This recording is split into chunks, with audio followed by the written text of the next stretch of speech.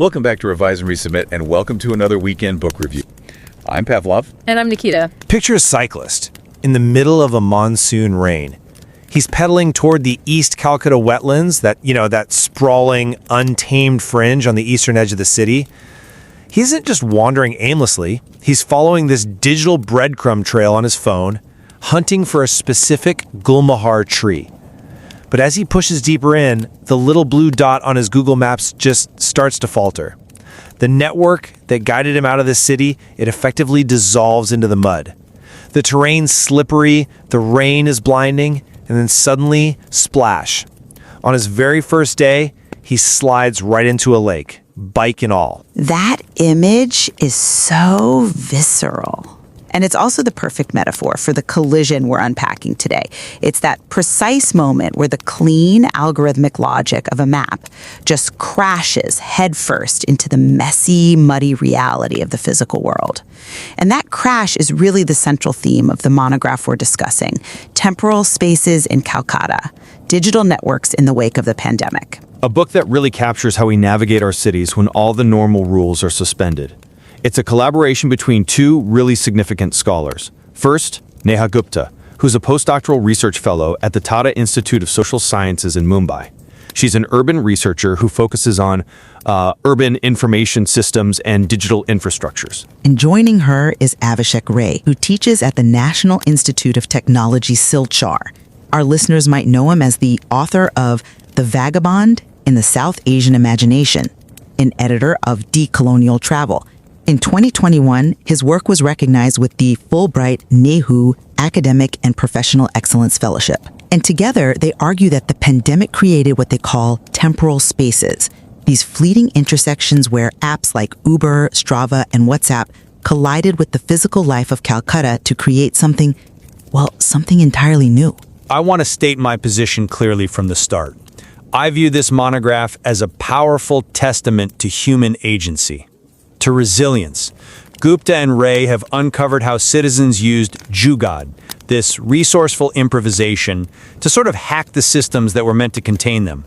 When the pandemic enforced an immobility regime, people didn't just freeze. They used digital tools to reconstruct intimacy, find freedom, and care for one another. To me, this book proves that technology is a tool we shape, not a cage that shapes us. And that is a comforting narrative. I get why that appeals. However, I read the evidence differently. I believe the authors, perhaps even inadvertently, expose a much darker reality about our modern urban existence. While the adaptation is impressive, what this book truly reveals is a crisis of what they call legibility.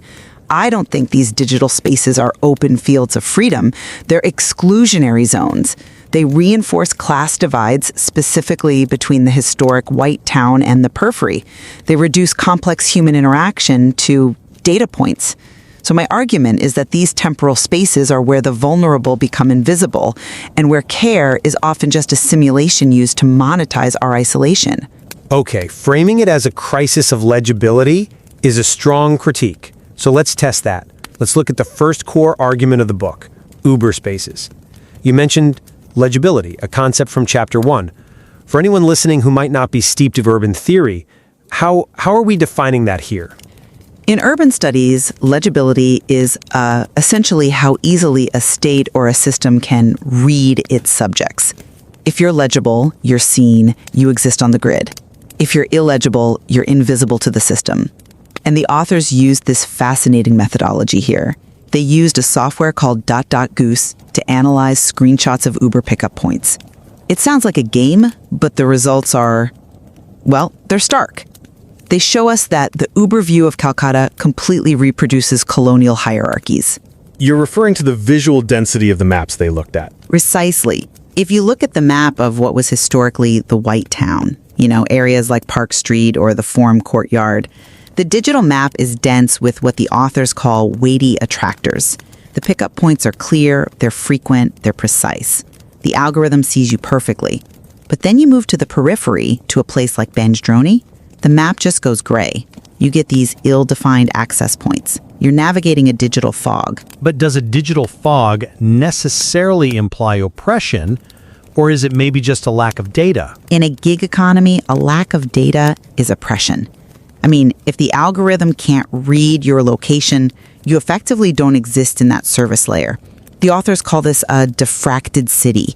The city is broken into these zones of visibility. If you're in the privileged center, technology serves you. If you're on the fringe, you're struggling to even be recognized. It's a modern form of redlining, really. But instead of a red pen on a map, it's just the absence of data. It dictates where commerce can happen and where it just can't. I agree the disparity exists, but looking at it purely top-down misses the idea of the complex adaptive system, or CAS, that Gupta and Ray discuss. And this is a crucial concept. A complex adaptive system means the map isn't some static tyrant. It's being co-created in real time. The drivers and the riders are constantly correcting the data. There's a specific anecdote in the book about a pickup point labeled Cafe Drifter. Right. On the map, it shows up on Jadon Bakshi Road. Correct. But in physical reality, the cafe is actually on Lake Road. The algorithmic point has drifted, pun intended, I guess, toward a more popular spot nearby, Blue Tukai Coffee Roasters. And the authors describe this as a doorway effect. The temporal space exists in time, at that moment of the request, rather than being fixed in geography. The users know that Cafe Drifter on the app actually means, meet me at Blue Tokai. They've adapted the tool, they aren't oppressed by the error, they're navigating through it. It creates this kind of shared secret language. You call it a secret language. I call it a breakdown of basic utility that forces the user to do the work the infrastructure should be doing. I just don't think we should romanticize the fact that the map is broken for certain neighborhoods. But let's pivot to where this adaptation becomes physical. Chapter 2 deals with cycling spaces. You mentioned Jagat earlier. I assume this is where you see the greatest triumph. Without a doubt. I mean, this chapter is the emotional heart of the book for me. Think back to the lockdowns. We were living under an immobility regime. The state said, do not move. But, biologically, psychologically, humans need to move. So the citizens of Calcutta turned to cycling. And they didn't just ride. They used apps like Strava to gamify the experience. They turned a restriction into a sport. But was it just sport? Or was it desperation kind of masked as fitness? It was joy. Look at the example of the Biswa Bangla Gate. In the world of urban planning, that structure in Newtown is usually viewed with disdain. It's called bypass urbanism, a concrete monstrosity, a traffic island not built for humans. But the cyclists, they loved it. It became a site of enjoyability simply because it was a destination they could actually reach. They subverted the intended use of the space. The dystopian concrete became a playground. I find it hard to view riding a bicycle around a traffic island as a profound act of subversion. We need to look closer at who is cycling and how. The authors mention a respondent who earned the title Super Randonneur. This isn't a casual Sunday ride. This involves completing rides of 200, 300, 400, even 600 kilometers. It's an incredible athletic achievement. The respondent called it a rite of passage. She posed with her placards. It was a way of being in the world when the world was telling her to stay inside. It reclaimed a sense of self. It's impressive. I'll grant you that. But consider the mechanism. This reliance on Strava means you are engaging in intense self-surveillance. To prove you did the ride, you're generating heartbeat data, GPS tracks, speed metrics.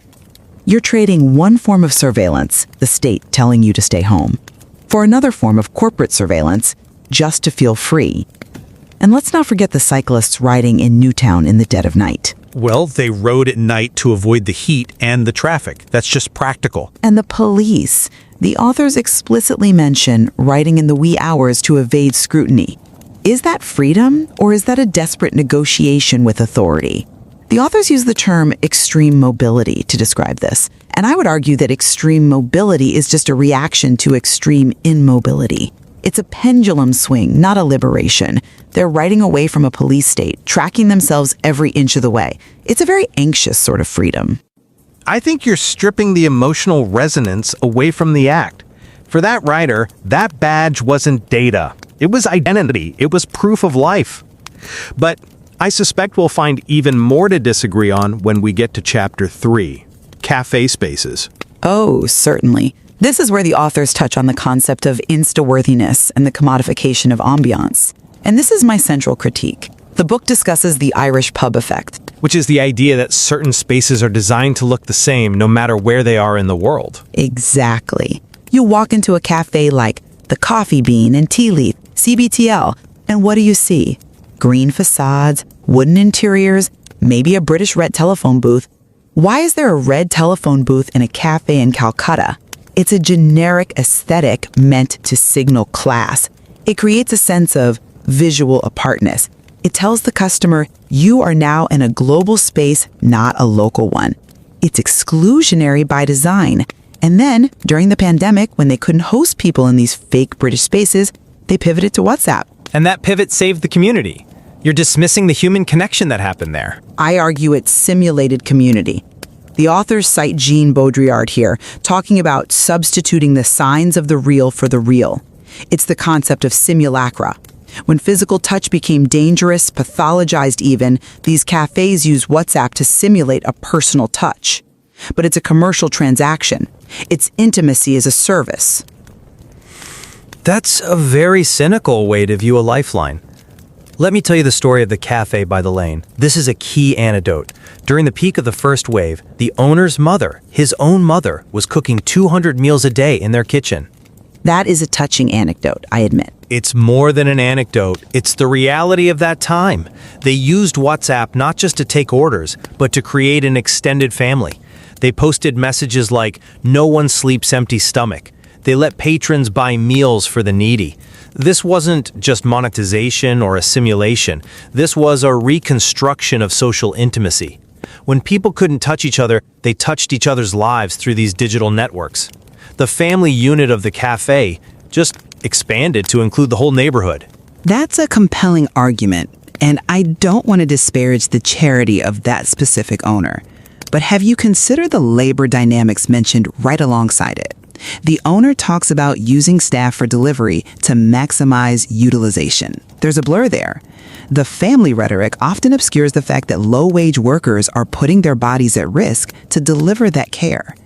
The digital platform monetizes the guilt of the upper class, the ability to buy a smile at any cost, as one Instagram post put it. It effectively sells moral redemption right alongside the cappuccino. I think it's possible for both to be true. It can be a business survival strategy and a genuine act of care. That is the nuance of the temporal space. It's hybrid. It's messy. It is certainly messy. And speaking of messiness, we should probably talk about how this book was actually written. For any new researchers listening who are maybe intimidated by starting their own work, Chapter 4 is a masterclass in adapting to chaos. Yes, this is perhaps the most practical value of the monograph for students. The authors couldn't do traditional field work because of the lockdowns. They couldn't just go door to door. So they embraced bricolage. A concept from Claude Lévi-Strauss. The bricoleur is someone who makes do with the tools at hand. It's the academic equivalent of MacGyver. Exactly. They couldn't go out, so they improvised. They used digital ethnography. They collected screenshots, WhatsApp logs, Instagram stories, but more importantly, they write about their position as halfies. That's a fascinating term. Can you unpack that for the audience? Halfies refers to researchers who are insiders to the culture. Gupta and Ray grew up in Calcutta, but they're outsiders now living elsewhere or viewing it through an academic lens. They analyze the city with an intimate but distant gaze. And because of the pandemic, the writing and the field work happened at the same time, diachronically, instead of the usual sequence of do research, then write. I agree that the transparency of their method is excellent. They show their Gantt charts, the gaps, the pauses. They admit that the field wasn't a fixed location, but a timeline. For a young researcher, seeing that it's okay to be interrupted, that the interruption itself is data, that's incredibly validating. It demystifies the academic process. It shows that research is a living thing, just like the city. We're coming to the end of our time, so we should probably wrap this up. I want to reiterate that while the resourcefulness of Calcutta citizens is undeniable, Temporal Spaces in Calcutta serves as a necessary warning. As we move forward, these digital networks are remapping our cities. They're deciding who is visible and who isn't based on data density. And if we aren't careful, we end up with a city that's only built for those who can be read by the algorithm, leaving the most vulnerable in the dark. I see why you worry about that, and the risk of exclusion is real. But I walk away from this book with a sense of hope. These temporal spaces prove that human connection is just stubborn. It survives lockdowns, it survives glitches. Whether it's a cyclist finding joy in a concrete gate, or a cafe owner feeding the neighborhood through a WhatsApp group, people use these tools to create solidarity. We don't just inhabit the map, we rewrite it. We rewrite it. Or perhaps we just scribble in the margins. Regardless of where you fall on that spectrum, we strongly urge you, whether you subscribe to our channel or not, please make time to read this thoughtfully crafted monograph. We've put the link in the show notes. It's a dense but really rewarding read, especially for anyone interested in urban studies, digital humanities, or just making sense of this post-pandemic world. And finally, I want to end on a note about the authors themselves. In the book, they express this deep gratitude for each other. They talk about how their disagreements and their mutual support birthed this unified vision of their home city. It's a lovely reminder that even in intellectual debate, collaboration is the highest form of thinking. That is something we can both agree on. Until next time. And don't forget to subscribe to Revise and Resubmit on Spotify and Apple Podcasts. Until next time, keep those minds curious, keep questioning, and keep revising and resubmitting.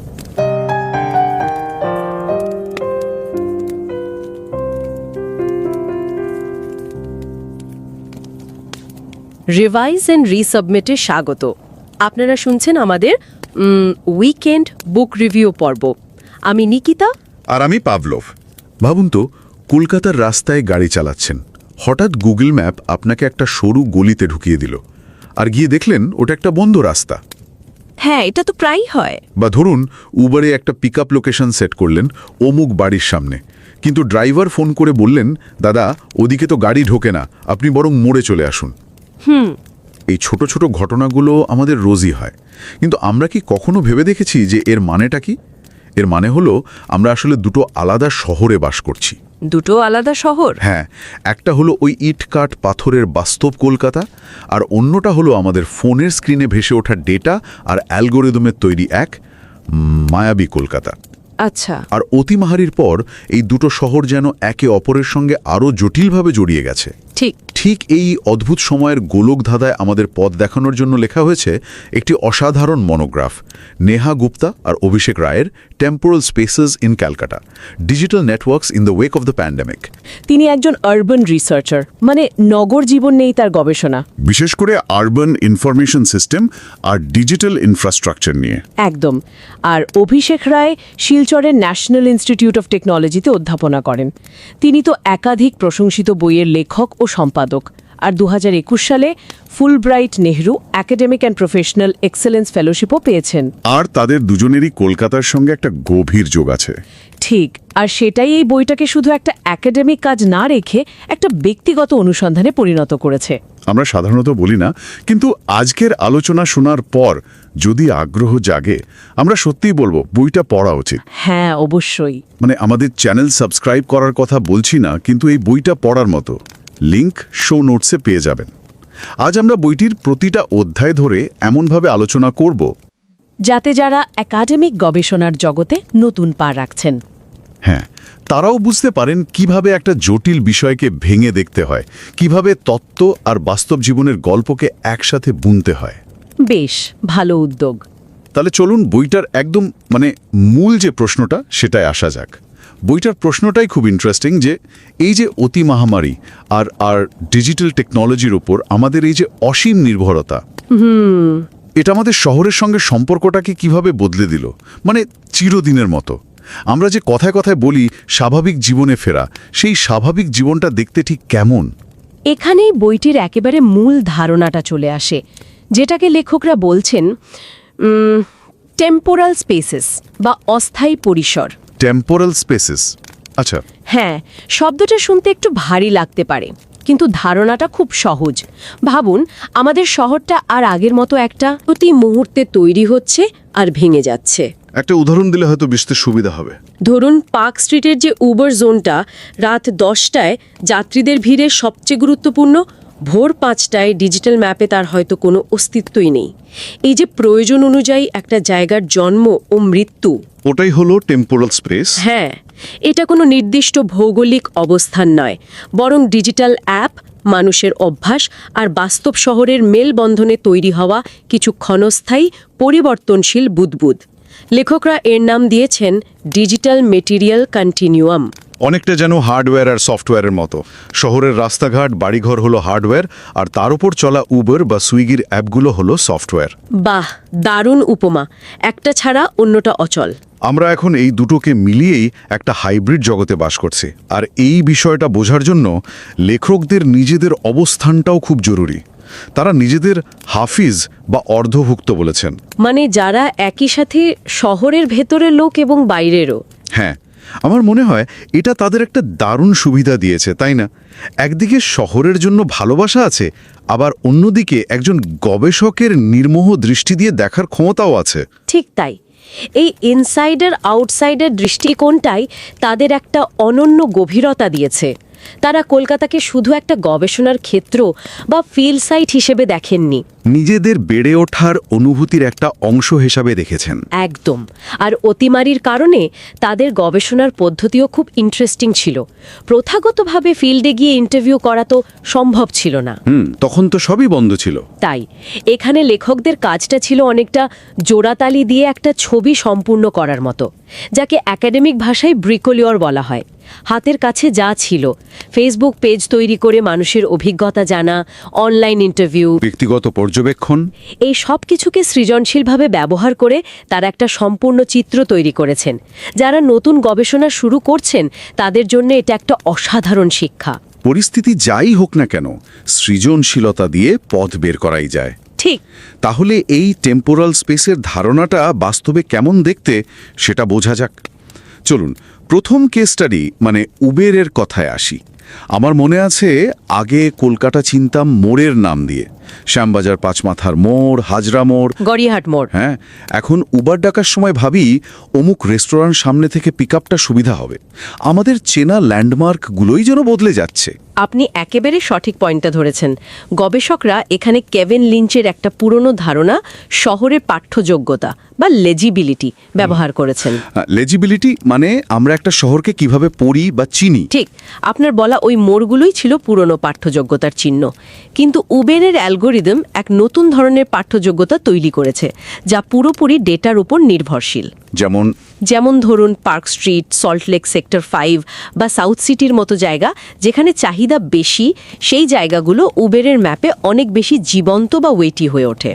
আর যে জায়গাগুলোয় চাহিদা কম, সেগুলো digital ম্যাপে প্রায় অদৃশ্য থাকে। হ্যাঁ, এর ফলে বাস্তব কলকাতা নয়, বরং একটা খণ্ডিত ডেটা ভিত্তিক কলকাতার ছবি তৈরি হয়। বইটা পড়তে গিয়ে একটা উদাহরণে আমি একেবারে চমকে গিয়েছিলাম। ওই যে মানিকতলা, চালতা বাগান, লোহাপট্টি দুর্গাপুজোর প্যান্ডেলের পিকআপ পয়েন্ট। ও হ্যাঁ, এটা তো নিখাদ একটা অস্থায়ী ঠিকানা। পুজো শেষ, ঠিকানাও শেষ। এর চেয়ে ভালো টেম্পোরাল স্পেসের উদাহরণ আর কি হতে পারে? ঠিক বলেছেন। কিংবা ধরুন ক্যাফে ড্রিফটারের উদাহরণটা।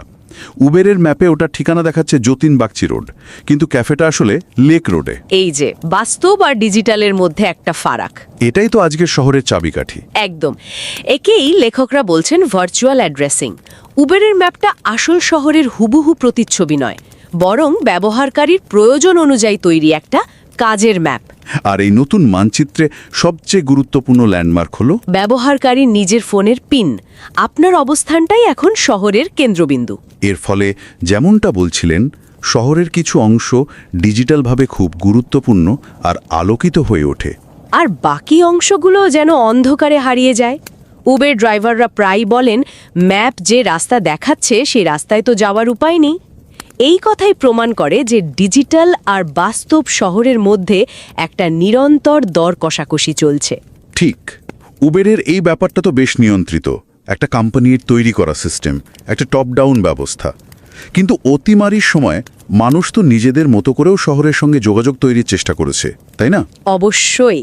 নিজেদের মতো করে শহরের মানচিত্র এঁকেছে। যেমন সাইকেল। লকডাউনের সময় অনেকেই তো নতুন করে সাইকেল চালানো শুরু করেছিলেন। ঠিক। এখান থেকেই বইয়ের দ্বিতীয় অধ্যায়টা শুরু হচ্ছে, সাইক্লিং স্পেসেস। এই অধ্যায়ে সাইক্লিংকে এক ধরনের জোগাড় বা সৃজনশীল সমাধান হিসেবে দেখানো হয়েছে। জোগাড়? হ্যাঁ, যখন পাবলিক ট্রান্সপোর্ট বন্ধ, বাড়ির বাইরে বেরোনো প্রায় নিষিদ্ধ, তখন সাইক্লিস্টরা নিজেদের মতো করে নিরাপদ রাস্তা খুঁজে নিতে স্ট্রাভার মতো অ্যাপ ব্যবহার করেছেন। মজার ব্যাপার হলো যে প্রযুক্তি একদিকে আমাদের গতিবিধি ট্র্যাক করে নজরদারির জন্য ব্যবহৃত হতে পারত, সেই প্রযুক্তিকেই তারা নিজেদের স্বাধীনতার জন্য শহরকে নতুন করে আবিষ্কার করার জন্য ব্যবহার করেছে। বইয়ের একটা ঘটনা খুব মন ছুঁয়ে যায়। একজন অংশগ্রহণকারী যিনি সাইকেল চালিয়ে সুপার র্যান্ডোনিয়র হয়ে উঠেছিলেন, তার গল্পটা।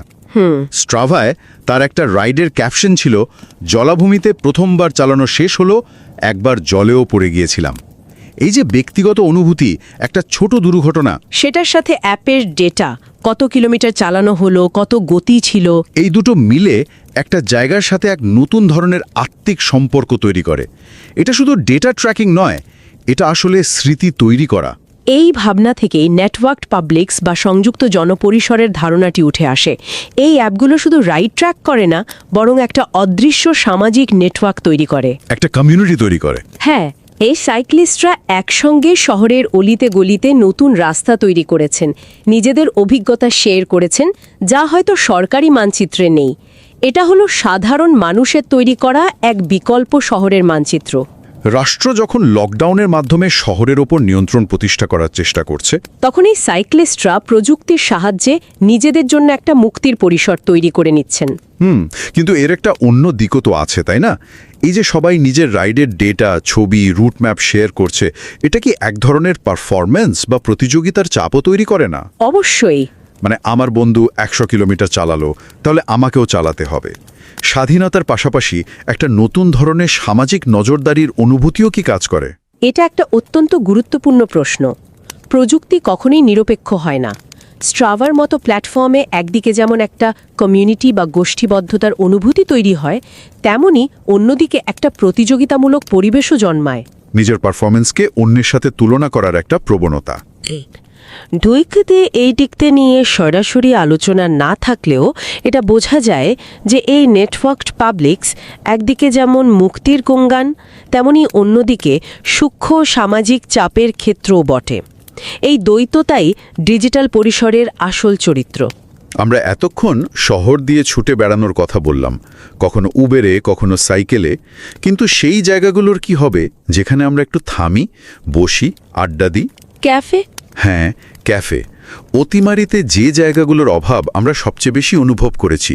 আমার নিজেরই মনে আছে, লকডাউনের পর প্রথমবার যখন একটা ক্যাফেতে গিয়েছিলাম, কফি অর্ডার করার আগে কিউআর কোড স্ক্যান করে নিজের নাম, ফোন নম্বর দিতে হয়েছিল। তখন মনে হয়েছিল এটা তো আর আগের মতো আড্ডার জায়গা নেই, কেমন যেন একটা ফর্মাল নজর রাখা পরিসর হয়ে গেছে। আপনার এই অনুভূতিটাই বইয়ের 3য় অধ্যায়ের মূল কথা। ক্যাফেগুলো এখন পুরোপুরি হাইব্রিড পরিসর হয়ে উঠেছে। শুধু বসে কফি খাওয়া বা বন্ধুদের সাথে গল্প করাটাই এখন মূল আকর্ষণ নয়, এর সাথে একটা বড় ডিজিটাল স্তর জুড়ে গেছে। হ্যাঁ, যেমন আপনি বললেন কিউআর কোড দিয়ে registration, digital menu, online order, এগুলো তো আছেই, কিন্তু তার চেয়েও বড় কথা হলো ক্যাফেটা কতটা ইনস্টাওয়ার্দি বা ইনস্টাগ্রামে ছবি দেওয়ার মতো। একদম। ক্যাফের ভৌত পরিবেশটা এখন এমনভাবে ডিজাইন করা হচ্ছে যাতে সেটা ডিজিটাল জগতে সহজে শেয়ার করা যায়। বইতে এই প্রসঙ্গে আইরিশ পাব এফেক্টের কথা বলা হয়েছে, যেটা খুব ইন্টারেস্টিং। যেমন ক্যাফে বাই দ্য লেনের ভেতরে রাখা লাল টেলিফোন বুথ। হ্যাঁ, ওটা তো কথা বলার জন্য নয়। না, ওটা শুধু সাজানোর জন্যও নয়, ওটা রাখা হয়েছে একটা ডিজিটালভাবে শেয়ার করার মতো অভিজ্ঞতা তৈরি করার জন্য। মানুষ ওখানে ছবি তুলবে, ইনস্টাগ্রামে পোস্ট করবে, লোকেশন ট্যাগ করবে। অর্থাৎ ক্যাফের অভিজ্ঞতাটা এখন আর শুধু ওই 4 দেওয়ালের মধ্যে সীমাবদ্ধ থাকছে না, সেটা ডিজিটাল মাধ্যমে ছড়িয়ে পড়ছে এবং ওই ডিজিটাল অস্তিত্বটাই আবার নতুন গ্রাহকদের সেখানে টেনে আনছে। তোর সেবা নীতির ধারণাটি উঠে আসে। অতিমারির সময়ে যখন শারীরিক দূরত্ব বজায় রাখা আবশ্যক ছিল, তখন তো ক্যাফেগুলো টিকে থাকার জন্য লড়ছিল। হ্যাঁ, আর তখন তারা ডিজিটাল মাধ্যমে গ্রাহকদের সাথে একটা ব্যক্তিগত ছোঁয়া বা পার্সোনাল টাচ বজায় রাখার চেষ্টা করেছে। হোয়াটসঅ্যাপে মেসেজ পাঠিয়ে খোঁজ নেওয়া, স্পেশাল অফার দেওয়া, বা সোশ্যাল মিডিয়ায় তাদের পোস্টে লাইক বা কমেন্ট করা, এসবই হলো সেই কেয়ার এথিকের অংশ। এর ফলে পাবলিক স্পেসে সামাজিকতার যে পুরনো ধারণা ছিল, যে মুখোমুখি বসে আড্ডা দিলেই সম্পর্ক তৈরি হয়, সেই ধারণাই বদলে যাচ্ছে। এখন সম্পর্কটা ভৌত এবং ডিজিটাল দুই জগতেই একসাথে তৈরি হচ্ছে। তাহলে এই পুরো আলোচনার সারমর্ম কি দাঁড়ালো? উবেরের ডেটা ভিত্তিক শহর, স্ট্রাভা ব্যবহারকারী নির্মিত পথ আর ইনস্টাগ্রামের জন্য তৈরি হওয়া ক্যাফে, এই সব মিলে আমরা ঠিক কোন কলকাতায় বাস করছি? বইটা আমাদের দেখাচ্ছে যে ডিজিটাল প্রযুক্তি শুধু একটা যন্ত্র বা টুল নয়, এটা আমাদের শহর এবং তার ভেতরের অভিজ্ঞতাকে প্রতিনিয়ত প্রতি মুহূর্তে নতুন করে তৈরি করছে। আর এই টেম্পোরাল স্পেস বা অস্থায়ী পরিসরগুলো খুব পরিবর্তনশীল, ব্যক্তিগত এবং কখনো কখনো ওপর থেকে চাপিয়ে দেওয়া নিয়ন্ত্রণের বিরুদ্ধে সাধারণ মানুষের প্রতিরোধের একটা ভাষাও বটে। ঠিক তাই। উবের, স্ট্রাভা, হোয়াটসঅ্যাপ, ইনস্টাগ্রাম, এই প্রত্যেকটি প্ল্যাটফর্মই বাস্তব ও ভার্চুয়াল, ব্যক্তিগত ও সমষ্টিগত, এবং রাষ্ট্রীয় নিয়ন্ত্রণ ও সাধারণ মানুষের সৃজনশীলতার মধ্যে একটা সংযোগ তৈরি করছে। বইটির সবচেয়ে বড় শক্তি হলো এটি প্রযুক্তিকে ভয়ের চোখে দেখে না, আবার অন্ধভাবে প্রশংসাও করে না, বরং প্রযুক্তির উপর মানুষের সৃজনশীলতাকে গুরুত্ব দেয়। এটা দেখায় কিভাবে সাধারণ মানুষ তাদের দৈনন্দিন জীবনে প্রযুক্তিকে নিজের মতো করে ব্যবহার করে, ভেঙে চুড়ে নতুন সামাজিকতা, নতুন সম্পর্ক আর নতুন শহর তৈরি করে। আমরা যখন নিজেদের শহরের রাস্তায় হাঁটি বা অ্যাপ ব্যবহার করে গাড়ি ডাকি, তখন আমরা ঠিক কোন শহরটাকে দেখছি? আমাদের চেনা সে বাস্তব শহর, নাকি আমাদের ডেটা আর প্রয়োজন দিয়ে মুহূর্তের জন্য তৈরি হওয়া এক অস্থায়ী শহর? আর এই দুই শহরের মধ্যে সম্পর্কটাই বা ঠিক কি? এই প্রশ্নগুলোই হয়তো আমাদের ডিজিটাল যুগের সবচেয়ে বড় পরিচয়।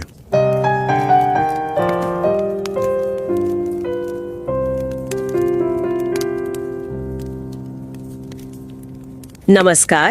रिवाइज एंड रीसबमिट में आपका स्वागत है। मैं हूं पावलोव और मैं हूं निकिता।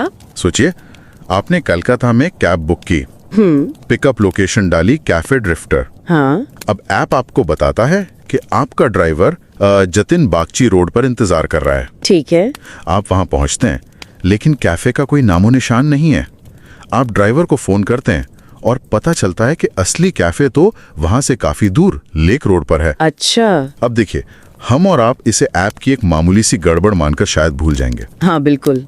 लेकिन क्या हो अगर ये कोई गड़बड़ ना हो, बल्कि हमारे शहरों को देखने, समझने और महसूस करने का एक बिल्कुल नया तरीका हो जो हमारे सामने उभर रहा है? ये सवाल वाकई में सोचने पर मजबूर करता है, और यही सवाल नेहा गुप्ता और अभिषेक रे की नई मोनोग्राफ किताब का केंद्र है। किताब का नाम क्या है? किताब का नाम है temporal spaces in Calcutta, digital networks in the wake of the pandemic. Temporal spaces in Calcutta. हाँ, ये सिर्फ एक किताब नहीं है, ये एक तरह का लेंस है जिससे हम अपने डिजिटल होते शहरों की आत्मा को समझ सकते हैं। और हम ये जरूर कहना चाहेंगे कि आप इस चैनल को सब्सक्राइब करें या ना करें, इस विचारपूर्वक तैयार की गई मोनोग्राफ को पढ़ने के लिए समय जरूर निकालें। हाँ, ये बहुत जरूरी है। इसका लिंक शो नोट्स में दिया गया है। जो लोग एकेडमिक रिसर्च की अपनी यात्रा शुरू कर रहे हैं, उनके लिए तो ये किताब एक बेहतरीन गाइड की तरह है। बिल्कुल। चलिए आज इसी किताब की दुनिया में उतरते हैं। आपने लेखकों का जिक्र किया, उनके बारे में थोड़ा और बताइए। जरूर। नेहा गुप्ता जो है वो Tata institute of social sciences Mumbai में एक पोस्ट डॉक्टरल रिसर्च फेलो हैं। अच्छा। उनका काम शहरी सूचना प्रणालियों पर है, मतलब हमारे शहर डिजिटल जानकारी को कैसे इस्तेमाल करते हैं इस पर। और अभिषेक रे national institute of technology Silchar में पढ़ाते हैं। उन्हें 2021 में प्रतिष्ठित फुलब्राइट नेहरू फेलोशिप से भी सम्मानित किया गया है। वाह, तो मतलब आप समझ सकते हैं कि इस किताब के पीछे कितना गहरा शोध और अनुभव है। बिल्कुल। तो किताब का जो मुख्य आइडिया है टेम्पोरल स्पेसेस, यानी क्षणिक स्थान। जी। ये सुनने में थोड़ा अकादमिक लगता है। हाँ, लगता है। आसान भाषा में इसका क्या मतलब है? बहुत अच्छा सवाल है। देखिए, क्षणिक स्थान का मतलब है वो जगहें जो किसी तय पते या गूगल मैप्स के लोकेशन से बंधी नहीं होती। अच्छा। ये वो जगह हैं जो समय के एक खास पल में हमारी जरूरत और डिजिटल एप्स के मिलने से बनती हैं। जैसे वो कैब का पिकअप पॉइंट। बिल्कुल, वो कोई भौतिक पता नहीं था, है ना?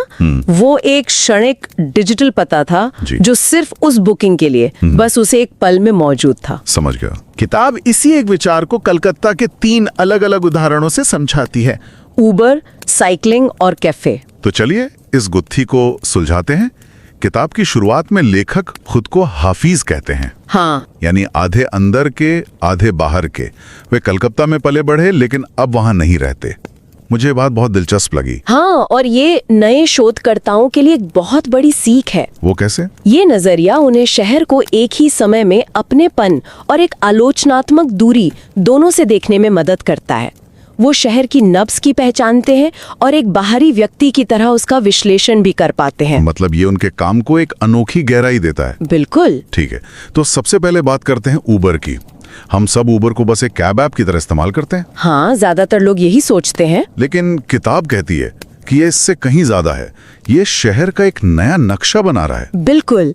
किताब इसके लिए केविन लिंच के लेजिबिलिटी या पठनीयता के विचार का इस्तेमाल करती है। एक मिनट, लेजिबिलिटी, ये फिर से एक भारी शब्द लग रहा है। इसका मतलब क्या है? आसान भाषा में लेजिबिलिटी का मतलब है कि हम किसी शहर को पढ़ते कैसे हैं। पढ़ते हैं मतलब? जैसे हम दिल्ली को इंडिया गेट से, मुंबई को मरीन ड्राइव से और कलकत्ता को हावड़ा ब्रिज से पहचानते हैं। अच्छा। ये रास्ते, ये किनारे, ये खास इमारतें ही शहर को हमारे दिमाग में पठनीय या लेजिबल बनाती हैं। इनसे हम अपने दिमाग में शहर का एक मानसिक नक्शा बनाते हैं। समझ गया। तो ऊबर इस पठनीयता को कैसे बदल रहा है? यहीं पर बात दिलचस्प हो जाती है। ऊबर का एल्गोरिदम अपने डेटा के आधार पर शहर की अपनी खुद की पठनीयता बना रहा है। उसका अपना नक्शा है। हाँ, जो इंसानी अनुभव से अलग है। कुछ जगहें जैसे पार्क स्ट्रीट या साउथ सिटी मॉल ऊबर के नक्शे पर बहुत ज्यादा दिखाई देती हैं क्योंकि वहां ज्यादा बुकिंग होती है। लेकिन शहर के कई दूसरे हिस्से, शायद पुराने मोहल्ले या कम अमीर इलाके, वो लगभग अदृश्य हो जाते हैं। अच्छा। किताब इसे विखंडित शहरीपन या फ्रैगमेंटेड अर्बनिज्म कहती है। तो इसका मतलब ये हुआ कि अगर कोई जगह ऊबर के एल्गोरिदम के लिए जरूरी नहीं है तो वो शहर के एक बड़े हिस्से के लिए मतलब लगभग गायब ही हो जाती है। आप बिल्कुल सही जगह चोट कर रहे हैं। क्या इससे शहर में एक नई तरह की डिजिटल गैर बराबरी पैदा हो रही है? यही किताब का एक मुख्य तर्क है। ये एक डिजिटल विभाजन पैदा करता है जहां कुछ हिस्से स्मार्ट और कनेक्टेड हो जाते हैं और बाकी पीछे छूट जाते हैं। लेकिन इससे भी ज्यादा अजीब और मजेदार बात वो क्षणिक स्थान है जो ऊबर बनाता है। किताब में एक अद्भुत उदाहरण है। हाँ, वो दुर्गा पूजा वाला। वही। एक पिकअप पॉइंट का नाम है मानिक तल्ला चलता बगान लोहापट्टी दुर्गा पूजा। सोचिए जरा। हाँ, मतलब एक पूजा पंडाल जो साल में सिर्फ कुछ हफ्तों के लिए लगता है, वो ऊबर के स्थायी डिजिटल नक्शे पर एक लैंडमार्क बन गया है। वाह, ये तो कमाल है। मतलब एक अस्थायी त्योहार, एक इवेंट अब एक परमानेंट डिजिटल पता बन गया है। बिल्कुल। ये तो शहर को देखने का नजरिया ही बदल देता है। अब वो जगह सिर्फ एक सड़क का कोना नहीं है, बल्कि वो दुर्गा पूजा वाला पिकअप पॉइंट है पूरे साल। ठीक है, ये एक परफेक्ट उदाहरण है टेम्परल स्पेस का। एक भौतिक जगह का मतलब पूरी तरह से एक डिजिटल सिस्टम के जरिए बदल दिया गया है। मतलब ऊबर सिर्फ हमें एक जगह से दूसरी जगह नहीं ले जा रहा, वो जगहों के मायने भी बदल रहा है। बिल्कुल। तो ऊबर जैसी एक ग्लोबल कंपनी शहर का एक नया एल्गोरिदमिक नक्शा बना रही है जो काफी हद तक ऊपर से नीचे हम पर थोपा जा रहा है। हाँ, लेकिन दिलचस्प बात यह है कि लोग सिर्फ इसके पैसिव यूजर नहीं हैं। किताब का अगला हिस्सा दिखाता है कि कैसे महामारी के दौरान लोगों ने तकनीक को अपने हाथों में लिया। और इसका सबसे अच्छा उदाहरण है साइकिलिंग। हाँ, ये हिस्सा बहुत शक्तिशाली है। जब महामारी में सब कुछ बंद हो गया, बसें, ट्रेनें, यहाँ तक कि चलना फिरना भी मुश्किल था, तब लोगों ने साइकिल को एक जुगाड़ की तरह इस्तेमाल किया।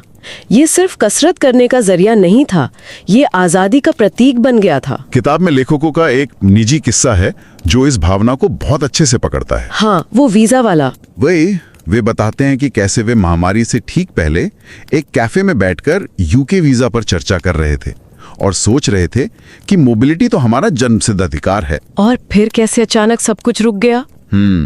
और इसी रुकी हुई दुनिया में साइकिल उस खोई हुई आजादी को वापस पाने का एक तरीका बन गई। लेकिन महत्वपूर्ण ये नहीं है कि लोग साइकिल चला रहे थे, बल्कि ये है कि वे कैसे चला रहे थे।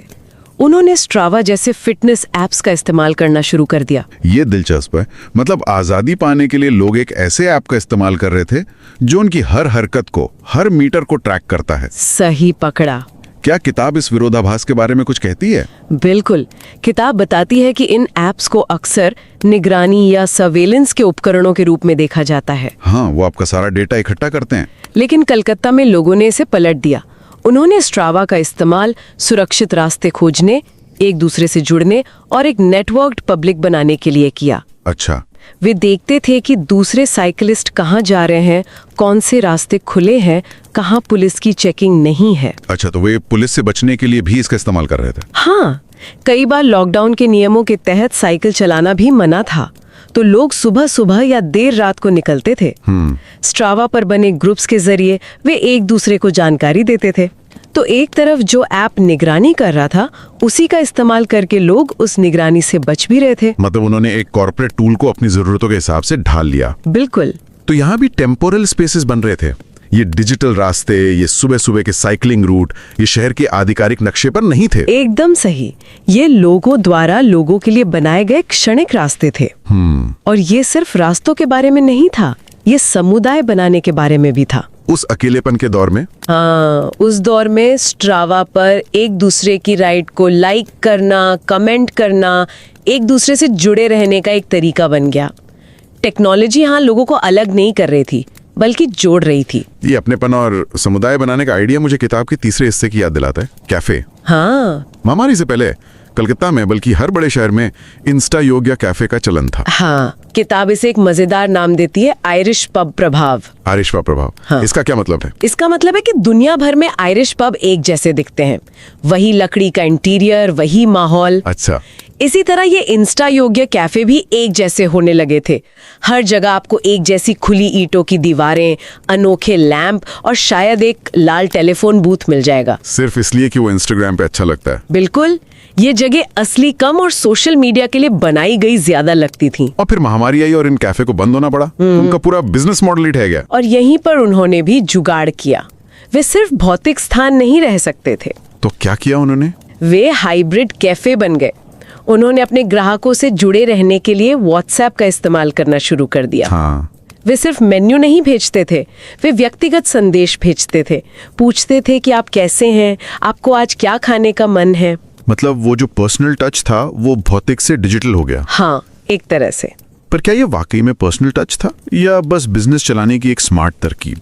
क्या एक व्हाट्सएप मैसेज असल में उस अपनेपन की जगह ले सकता है? ये एक बहुत ही जरूरी सवाल है और किताब इसका कोई आसान जवाब नहीं देती।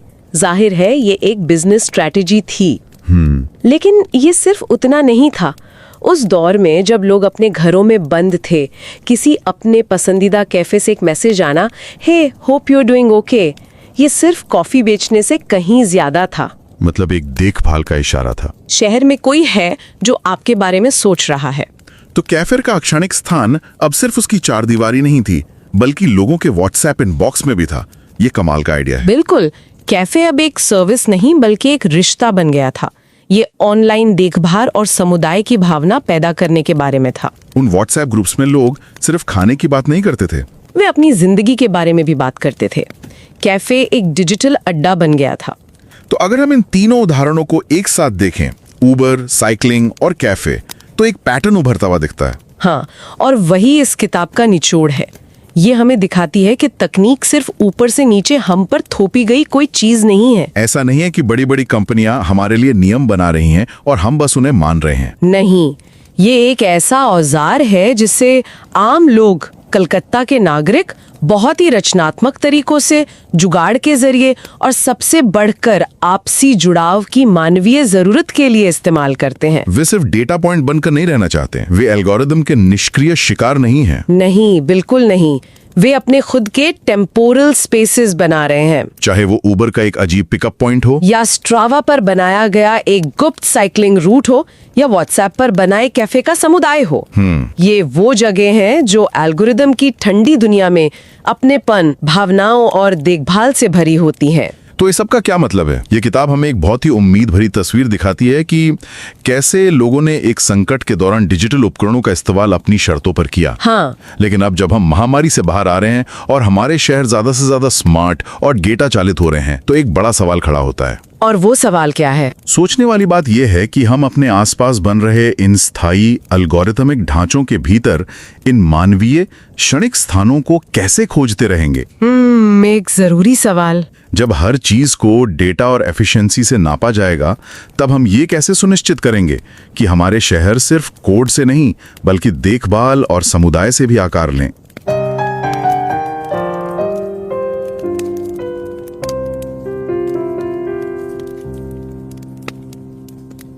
Prøv lige at forestille dig det her. Du sidder på en café i Calcutta.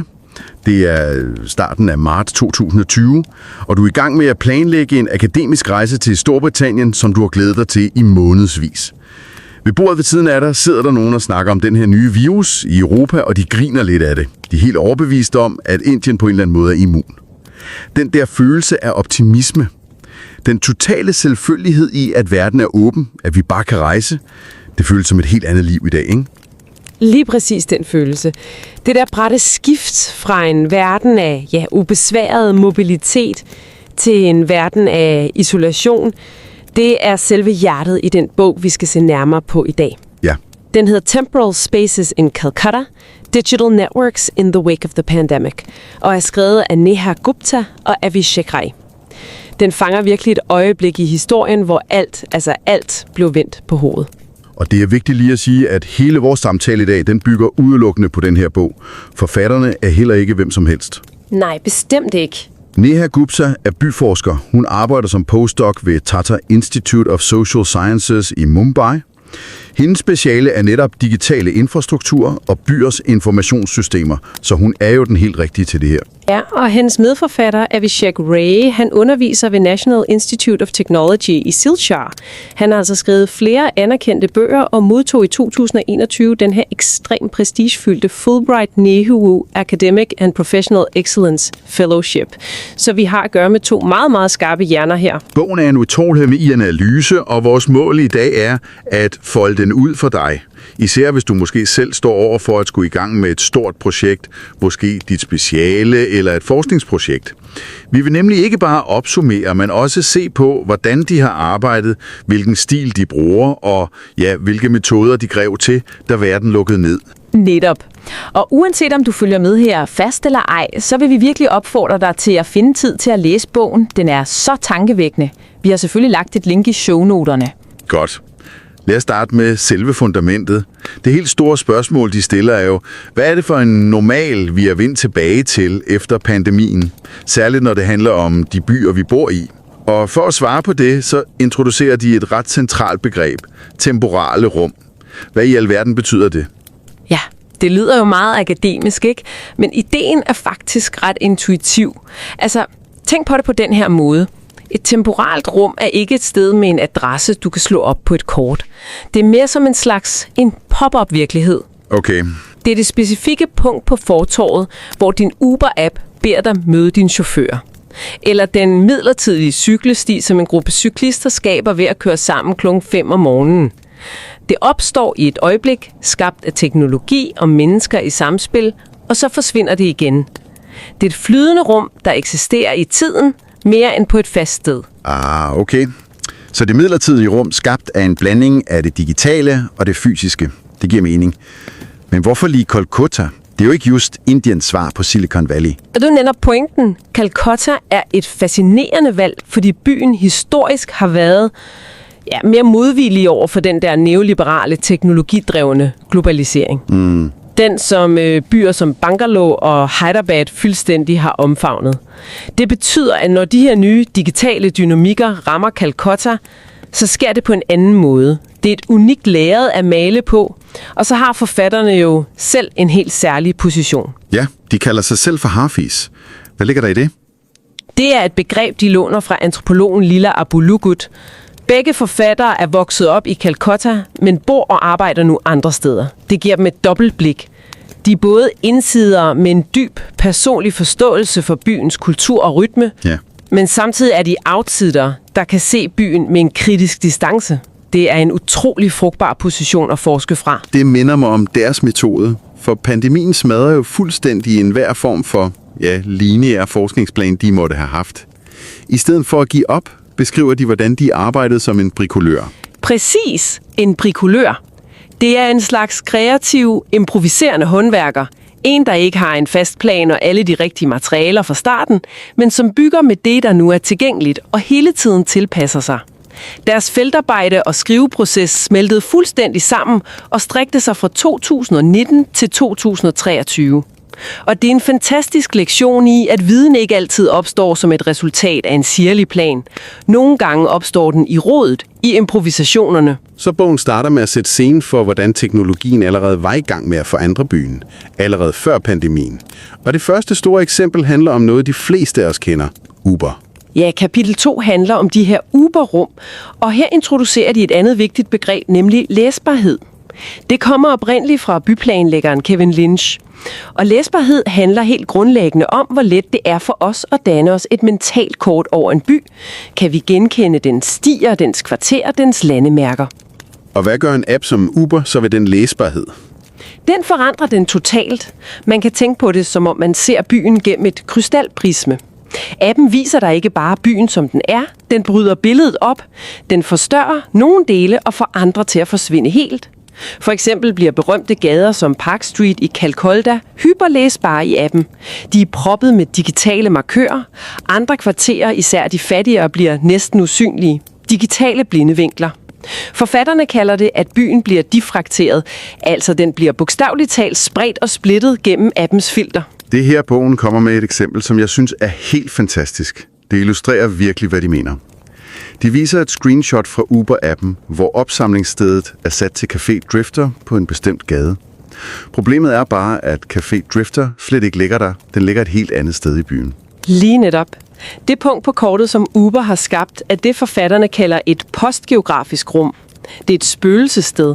Det eksisterer ikke fysisk, men det er virkelig nok til, at du og en chauffør kan aftale at mødes der. Det er jo det perfekte billede på et temporalt rum.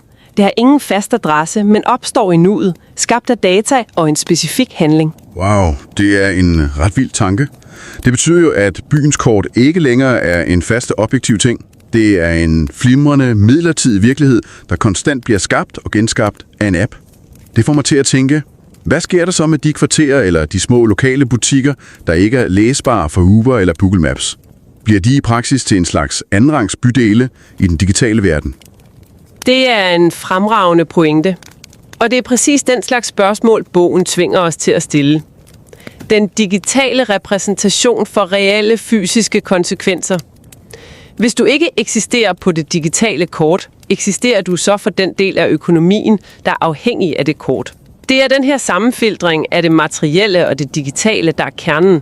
Og den sammenfiltring bliver kun endnu mere dramatisk, da pandemien rammer. Ja, for så skifter historien fuldstændig karakter. Fra en verden af bekvemmelighed, hvor man bestiller en bil med et klik, til en verden af, overlevelse. Offentlig transport lukker ned, folk er fanget i deres hjem, og så flytter bogen fokus til noget så simpelt som en cykel. Præcis. Og her introduceres begrebet jugaad. Jugaad. Ja, jugaad, det er et indisk ord, der er lidt svært at oversætte direkte, men det handler om en form for frugal og kreativ improvisation. Det er den der evne til at finde en smart, uortodoks løsning på et problem med begrænsede midler. Under nedlukningen blev cyklen en form for jugaad for rigtig mange mennesker. Det var en praktisk, lavteknologisk løsning. Bogen maler et meget levende billede af, hvordan cyklister begyndte at indtage bydelen Newtown i de helt tidlige morgentimer. De gjorde det for at undgå politiet og den smule trafik, der stadig var. Steder, der normalt er totalt uegnede til rekreation, store, trafikerede veje og nye, sjælløse kommercielle områder blev pludselig forvandlet. I et par timer hver morgen blev de her steder til rum for bevægelse, for frihed og fællesskab. Det var en slags stille generobring af byen. Ja, men det var ikke kun en analog fysisk bevægelse. Teknologien spillede en helt afgørende rolle her også. Cyklisterne brugte apps som Strava til at spore deres ruter, måle deres tider og, vigtigst af alt, dele deres oplevelser online. Det skabte det, bogen kalder netværksbaserede offentligheder, networked publics. Det er i bund og grund nye sociale fællesskaber, nye stammer, der bliver bygget op omkring en fælles aktivitet med en app som omdrejningspunkt. Og det er her, det for alvor bliver interessant, synes jeg, for det handler jo ikke bare om at cykle alene for at få motion. Bogen fortæller historien om en kvindelig respondent, der stolt fortæller, hvordan hun gennem de her digitale fællesskaber blev en superrandonnør, altså en anerkendt langdistancecyklist. Hendes fysiske præstation ude på asfalten blev valideret, fejret og anerkendt i et digitalt rum. Hun opbyggede en helt ny identitet, der var uløseligt forbundet ved hendes brug af teknologi. Lige præcis. Det viser, hvordan de her temporale rum ikke kun handler om geografi, men også om identitet. Et stykke goldt asfalt i Nytown klokken 5 om morgenen bliver via Strava-appen forvandlet til en scene for personlig triumf og social anerkendelse. Det er et perfekt eksempel på, hvordan det digitale og det fysiske smelter sammen og skaber helt ny mening. Men der er vel også en social slagside her? Altså jeg tænker, det er jo ikke alle i Calcutta, der har en dyr cykel og en smartphone med Strava. Du rammer hovedet på sømmet, og det er en vigtig nuance, som bogen også fremhæver. Den her nyvundne frihed var i høj grad forbeholdt middelklassen. Det var dem, der havde råd til udstyret og havde tid og mulighed for at deltage. Så det var en ny form for frihed, ja, men det er jo ikke en frihed for alle. Det er et eksempel på, hvordan teknologi både kan skabe nye fællesskaber og samtidig forstærke eksisterende sociale skel. Okay, så vi har set, hvordan folk skabte midlertidige fællesskaber ude i det åbne offentlige rum. Men hvad skete der med de indendørsrum, der før pandemien var byens sociale hjerte? Jeg tænker på caféerne. Bogen vender sig så mod dem. Ja, og det er en lige så fascinerende forvandling. Før pandemien, forklarer bogen, handlede caféoplevelsen i høj grad om det fysiske rum. Om dets æstetik, dets atmosfære og ikke mindst dets insta-worthiness, altså hvor fotogent det var. Forfatterne beskriver det, de kalder Irish pop-effekten. Irish pop-effekten? Ja, det er den tendens, hvor caféer over hele verden bruger de samme, velkendte, næsten klichéprægede dekoelementer for at signalere en bestemt form for hygge og autenticitet. I Calcutta kunne det for eksempel være en rød britisk telefonboks placeret i hjørnet. Det skaber en genkendelig og vigtigst af alt delbar æstetik, der fungerer godt på sociale medier. Men så kom pandemien, og ingen måtte længere sidde inde på caféerne. Hele grundlaget for deres eksistens forsvandt jo. Fuldstændigt. Og det tvang dem til at genopfinde sig selv. Caférummet blev hybrid. Den fysiske kontakt, smalltalken over disken, den smilende vært ved døren, blev erstattet af noget nyt. I stedet for en vært registrerede man sig med en QR-kode, og den uformelle snak blev erstattet af en ny form for digital intimitet. Caféejere begyndte at sende personlige beskeder til deres stamkunder via WhatsApp. De sendte menuer, spurgte hvordan det gik, og forsøgte at opretholde en følelse af fællesskab og personlig pleje med gennem en skærm. Det er virkelig tankevækkende. På den ene side virker det jo en smule grænseoverskridende at få personlige beskeder fra sin lokale kaffebar.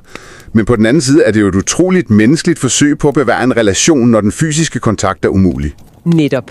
Bogen kalder det for en post-place care ethic. En omsorgsetik, der ikke længere er bundet til det fysiske sted. Caféen som et æstetisk rum, som skulle opleves med alle sanser, blev nu i stedet opført digitalt. Den blev opført gennem en retorik om omsorg, personlig betjening og fællesskab, der blev leveret direkte til kundens telefon. Oplevelsen af min stamcafé blev adskilt fra dens 4 vægge og levede i stedet videre i en chattråd. Den personlige betjening blev til en digital performance. Så for at samle op. Bogen tegner et billede af en by, der under en ekstrem krise gennemgår en lynhurtig transformation. Fra de postgeografiske mødesteder skabt af Uber, over cyklisternes genåring af gaderne, til caféejernes forsøg på at skabe digital intimitet. Helt rigtigt. Og en af de helt store pointer er, at de digitale værktøjer, der bliver brugt, er de samme, som staten kan bruge til overvågning og kontrol. QR-koder til smitteopsporing, GPS-tracking, dataindsamling. Men bogen viser, hvordan borgerne tager de her værktøjer og genopfinder dem. De bruger dem på kreative, uventede og nogle gange subversive måder til at skabe deres egne rum. Så teknologien er ikke bare en upersonlig kraft, der sker med os. Den er snarere et materiale, vi aktivt former og forhandler med i vores hverdag, for at skabe rum for fællesskab, identitet og små lommer af modstand. Det er en meget mere håbefuld fortælling, end man måske skulle tro. Det er det bestemt, og det efterlader måske dig, der lytter med en sidste tanke at tage med.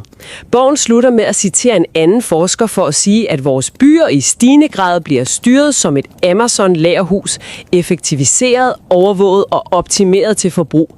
I en sådan verden, hvad er så de små dagligdags måder, du selv bruger teknologien på til at skabe dine egne temporale rum, dine egne små midlertidige lommer af mening, fællesskab og personlig frihed?